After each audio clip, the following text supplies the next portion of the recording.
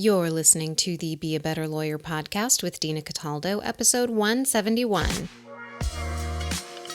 So how do high-achieving lawyers break through generations of being taught that we have to grind ourselves into the ground to get results for clients, build a successful business, and create a life we love? While law schools are busy teaching the rule of law, they're slacking on teaching us how to be a better human to create for ourselves the success we thought we'd achieve after law school. This podcast bridges the gap between law school and life. Hello, my friend. How are you doing today? Do you like this title? You're successful. Now what? That is pretty much exactly how I felt when I was living my life as a trial attorney and thinking, okay, so now what? Like, what's next? I guess this is it. This is the top. This is the pinnacle. Is this it? So I want to really talk to you today about possibility and reconnecting with ourselves. And I'm going to debunk 5 myths that we have been told and that we tell ourselves that keep us in place, that keep us from changing. And I've been doing some thinking about what it really means to reconnect with what we want after years of having no other focus than studying to become and then becoming a lawyer. If you're a type A, ambitious, overachieving lawyer, which you probably are if you're here, then you've always been a hard worker. There's no doubt about that. You worked hard to get where you are. But once you officially became a lawyer, something may have changed. Chances are, if you're listening to this, you have something that gnaws at you. Maybe you don't know what it is, but there's something calling to you. It feels like an urge to do something, but you may not know exactly what it is. There's this voice telling you that there's something more. Maybe you have no clue what this is that you're supposed to want or that you desire. All you know is that it doesn't feel good to ignore that part of you. Or maybe you know exactly what it is, but you've been putting off taking action on it. Today, I want to shine a light on what you may be feeling and help you get clarity on what's happening for you and develop the courage to take action on it. After all the time, money, and expectations you've invested into where you are right now, it might feel indulgent to you to ask for more. You might be asking yourself, shouldn't I be happy? Or you may be telling yourself, maybe it's not possible for me to be happy or fulfilled. Maybe it's not possible for me to have more in my life. Maybe I shouldn't even ask for more because I already have so much. So let's clear this up right now. This voice that's questioning whether you should want more or are capable of having more, is a liar. I know this firsthand. That voice is the voice of our brain that talks to us whenever we're thinking about trying something new. Our brain doesn't like new because it doesn't want anything to jeopardize our safety. If you're making money, have a roof over your head, are staying fed, and you attribute all of that to being a lawyer and practicing the law, well, then your brain thinks you are safe because of that job. And if you've been listening to this podcast for any length of time, then you know that it's actually our thoughts creating the feeling of safety. It's not the job. It's not the money, it's not the roof or even the food.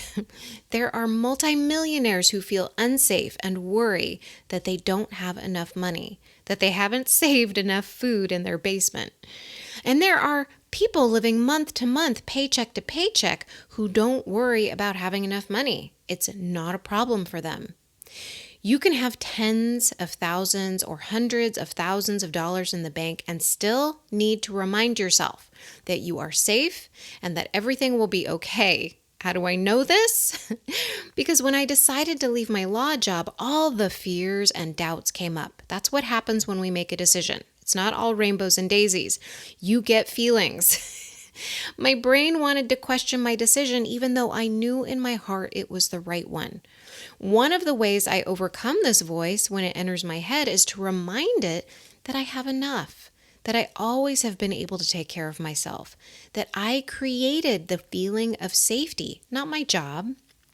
If you've never had a coach before, or you haven't been trained as a coach, then this can be difficult because you don't have anyone helping you train your brain to notice when this happens and to automatically start having this kind of conversation with yourself to generate courage, or to know that this is even a conversation that is possible for you, that it is something that you can use to change how you are behaving in your life. A coach helps you rewire your brain so you can go after what you want, even when it's scary. You're doing the work every single week to practice these skills. Each session is like making a deposit in your bank account. Over time, you generate compound interest that helps you make leaps and bounds. Now, if you haven't scheduled a strategy session with me to learn about how we can work together, I invite you to book a call. I believe with my whole being that coaching is magical. It changes lives. I see it in my life. I see it in the lives of my clients. You can go to dinacataldo.com to book a call with me. This pull we feel to go after something, anything, is a gift. It shows you there is a part of your life you are not living into. It's showing you that there's possibility you're not allowing yourself to fulfill. Once you can see that, the question becomes, where do I start? And that's where I see lawyers become confused. They don't take action on this gnawing feeling. They don't start. Their brain tells them everything I've already gone over. Maybe I can't be happy. Maybe I should try to be happy. Maybe I should wait and see what happens. And then it adds in things like, I'm just so tired, I'll do it later. There's so many possibilities, I'm just overwhelmed. I'm just lazy, I should be working harder. And then they proceed to try to become more disciplined, which might last a week or two, and then they fall into their same old habits. And then they beat themselves up some more because they fell into their old habits. How can I know all this? Because I've been through it, and I see it all the time in my clients. They say things like, I don't know. They stay in I don't know land because they think they need to have it all figured out before they take any action. This is the perfectionist in us. We try to think our way out of the problem. But when you do this, the thinking is wrong. I want you to notice this. You can't think your way out of a problem with the same brain you use to get into the problem. You have to generate new powers of thinking. You have to be able to think differently. It's like trying to solve a geometry problem with calculus, right? It's like trying to play a piano, like a piano sonata or something with a guitar. Like you just can't do it. It doesn't work. Another thought they have is, I don't want to waste time and energy if I don't know if this is the thing, right? Like the sky parts, there's angels singing. They don't want to do anything until they get that. Another thought, I should feel sure about this before I do anything, or maybe I won't follow through on fill in the blank new thing anyway, so why should I bother? If any of this is clicking with you, nothing has gone wrong. You are 100% normal. The real problem is that you believe these thoughts to be true. You buy these voices that are talking to you in your head, hook, line, and sinker, instead of questioning them. And you can't even question them until you learn the tools to do so and use them every time you get a thought like this in your head. You won't be able to make any progress. It's like trying to navigate a ship in the middle of the ocean without having a compass, with no stars, and without seeing land. You're staying afloat, but you don't have any real direction. And the kicker is, until you decide to take a step forward, any step, you can't gain the strategic byproducts you need to keep moving forward. A strategic byproduct is a benefit you gain that you may not have thought of when you started something. So for instance, when lawyers book a consult with me, the strategic byproduct they get is learning how their brain processes decisions. One of the skills my clients learn is how to make decisions more quickly so they can accumulate more experiences. So once they sign on with me, they're like, oh, that was the first step. It's just making that decision to move forward. And then everything is like, okay, next step, next step, next step. Because staying in indecision limits your experiences, and that limits our ability to move forward. So booking a consult is the first step for my clients to show them how their brain works when they process a decision. And if they work with me, they learn how to develop their decision-making muscles. Learning how their brain works when processing a decision is a strategic byproduct of their taking the step to book the call. For another example, when I started my first business, I learned how to do video. Not only all the technical stuff, but I learned how to process all the emotions that I had because I had a lot of stress, self-doubt, and worry about how I looked and what people thought about me. I had to work through all of that during my first business, and that allows me to show up much more powerfully and confidently in my coaching business when I'm doing video. The alternative to making a decision to go in any direction, right, is that you stay stuck. You don't make any moves in any direction. You just stay afloat. What is the price of staying stuck, of just staying afloat? Ask yourself this. For me, the price of staying afloat was never feeling fulfilled. It was always feeling like I was missing out on a life I was supposed to have lived. It was wondering whether I could have been more or done more with my life. It was leaving money on the table when I believed I could make more than what I was making as a lawyer. It was feeling trapped instead of free. It was waiting to live my life until I was too old to enjoy it. That would have been the price for me. Maybe yours are different. Ask yourself what the cost is of not taking action on that feeling gnawing at you that you're meant for more. I want to help your brain start to deconstruct the lies that it might be telling you. So I am going to take a few of the most common thoughts that we just went through and break them down. So I picked 5, well, really 6, and you'll see how that works out. But I picked these because these are the ones I see the most. These are ones that I have been impacted by. They're ones that my clients have been impacted by. And so I know that at least one of these is something that is impacting you and preventing you from taking those steps forward to reach your highest potential, to really feel fulfilled. So number 1, I should feel sure about this before I do anything. There's this myth that angels will sing and the sky will part when we've made the quote-unquote right decision. This is a lie. Decisions are not supposed to be comfortable. They're not supposed to feel easy. It's supposed to feel uncomfortable because our brain is flipping out that we're trying something new. Once I learned this, it was like I discovered the key to the universe. Once we make a decision, we feel discomfort. And once we make a decision and keep making decisions, we start to move through the discomfort faster. But there's going to be discomfort no matter what level of the game you're playing at. Whether you are Oprah in 1985 or Oprah in 2010 or Oprah in 2021. It doesn't matter what level of the game you are playing at, you are going to feel discomfort every time you grow. We know we are up-leveling ourselves when we feel uncomfortable. It's called growing pains for a reason.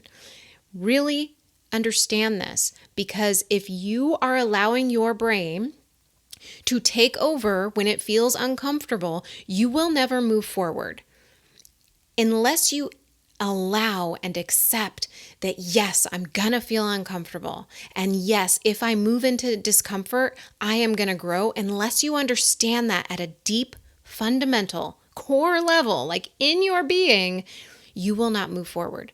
Because your primal brain's just going to have you under its control. You will never be able to take charge of your life. So really, really go back and listen to this if you need to. But feeling uncomfortable, that is the first sign that you're going in the right direction, that you are going in the direction of growth. Number 2, there's so many possibilities. I'm just overwhelmed. And then you don't start. This is really a thought that's along the same lines as the first lie I broke down. Your brain is trying to keep you scared so you don't change anything.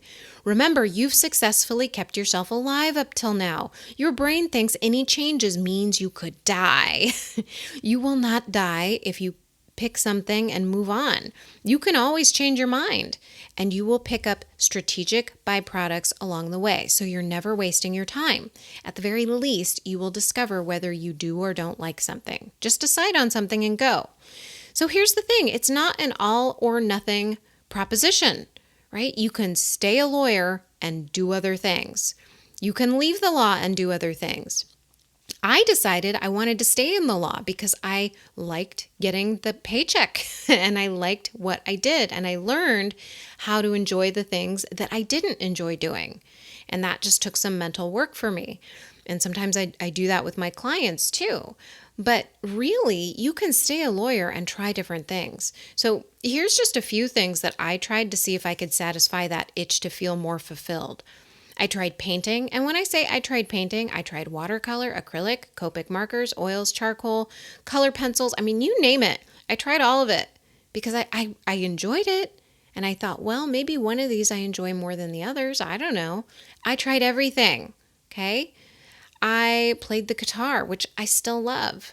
I did some writing, which now I get to incorporate in my business. I blended tea. I sold tea online. I did some gardening, which I still do. I mean, you get the point. I tried everything.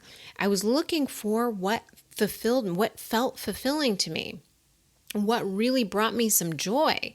I had to just go out and just start trying things.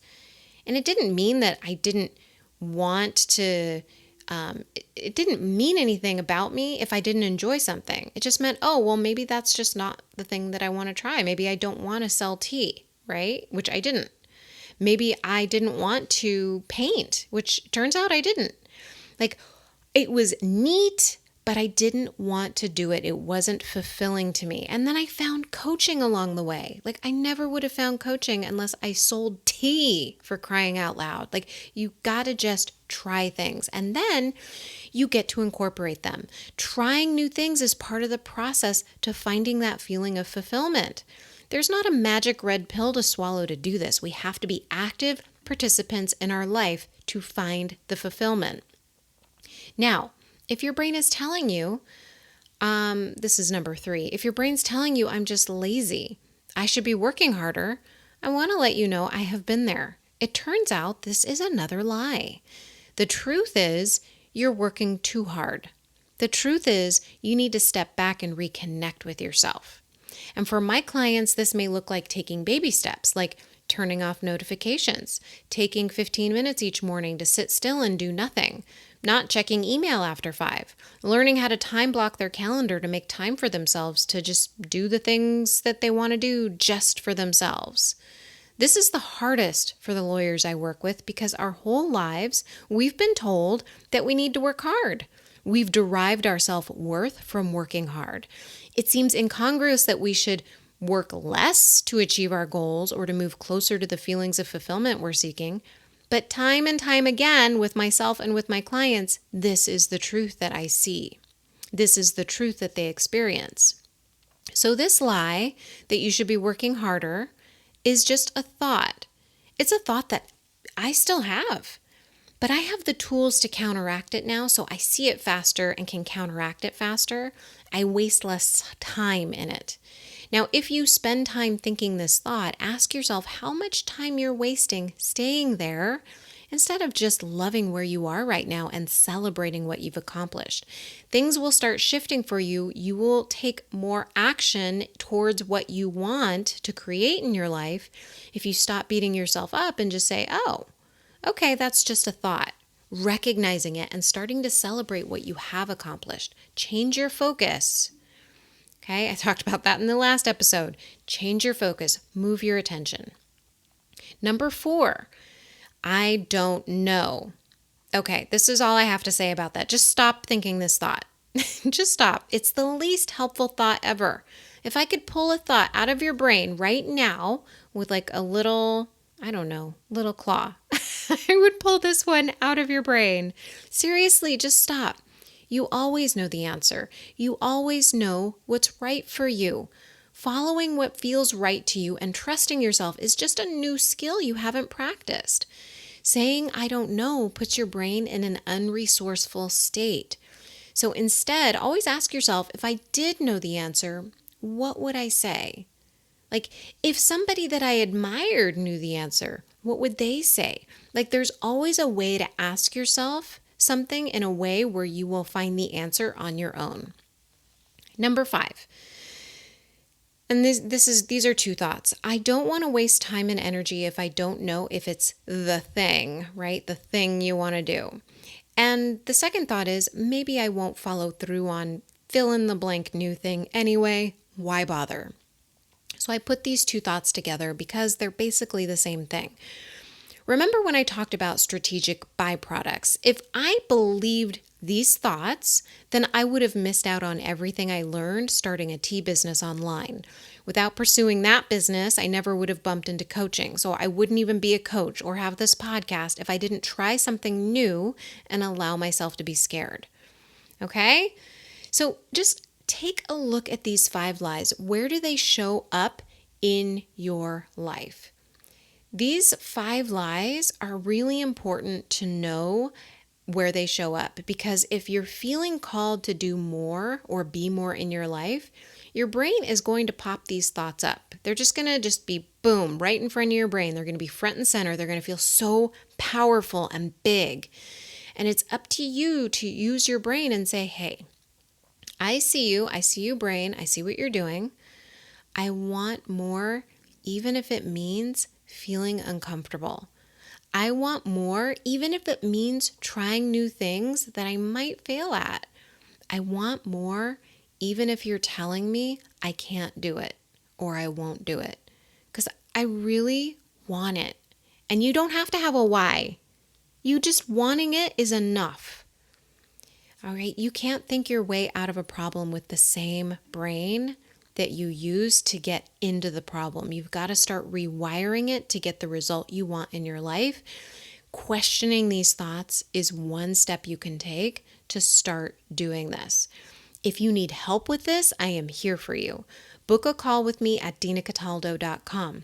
I can help you learn to make the best decisions for yourself to get you closer to clarity and fulfillment. I love coaching. It is so freaking magical. It can truly help us achieve anything. I really believe that. I hope you have a wonderful week, and I will talk to you soon. Bye for now.